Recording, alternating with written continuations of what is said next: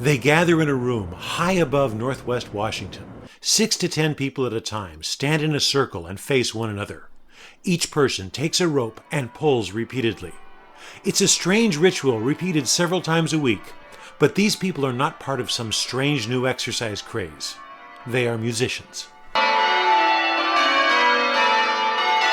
Well, and it's not music the way most people would think of it.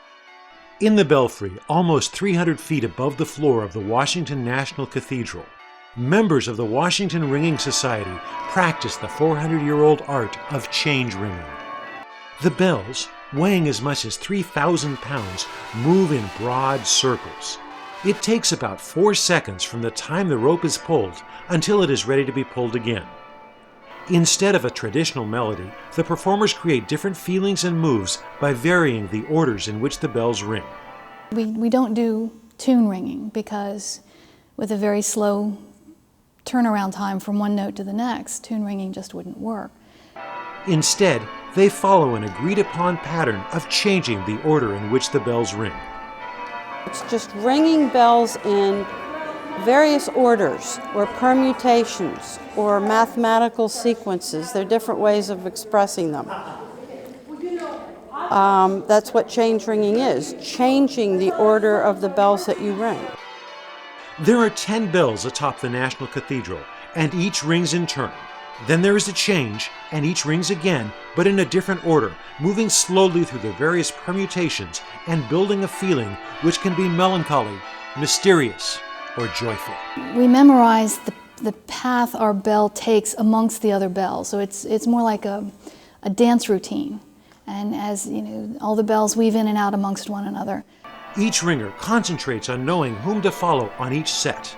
The rhythm and the pace are set by a conductor who gives occasional verbal commands. Go play not doubles. But beyond that, there is no conversation among the performers, only intense concentration. If I start thinking about what I'm going to have for dinner tonight, I can bring the peel down very quickly. Because then I go off, and if someone else is not thinking clearly, they might go off with me, and the next thing, we don't know where we are.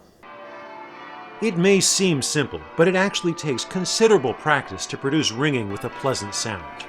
If it was just pulling a rope, it would sound awful clashing and banging and not very pretty to listen to.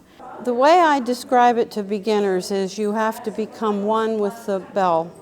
You have to feel the rope as it comes down and feel that bell as it's swinging. It's an extremely collaborative process, with every person dependent on the timing of every other person. You have to pull 2 seconds before you know you want your bell to sound.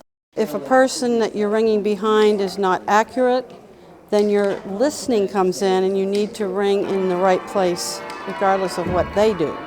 There are many different orders of ringing, each with their own unique names and styles. Plain bop major, Cambridge surprise, double Norwich. New routines are being developed continuously. And some of them can be very musical, very easy to ring. Some of them a bit more challenging to do because the way that you move between bells and can get very complicated. We ring what are called peals, which are 5,040 changes or orders of bells. And it takes about 3.5 hours to ring, and we do not know any other occupation, hobby, anything else in life that you have to concentrate on for that length of time without any let up at all.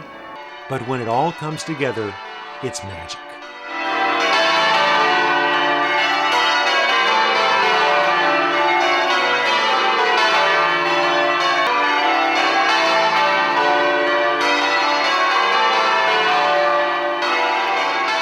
I was in one peal that everything just sort of came together, and we were sort of floating along with it. We were getting carried along by the music. The peal was ringing itself.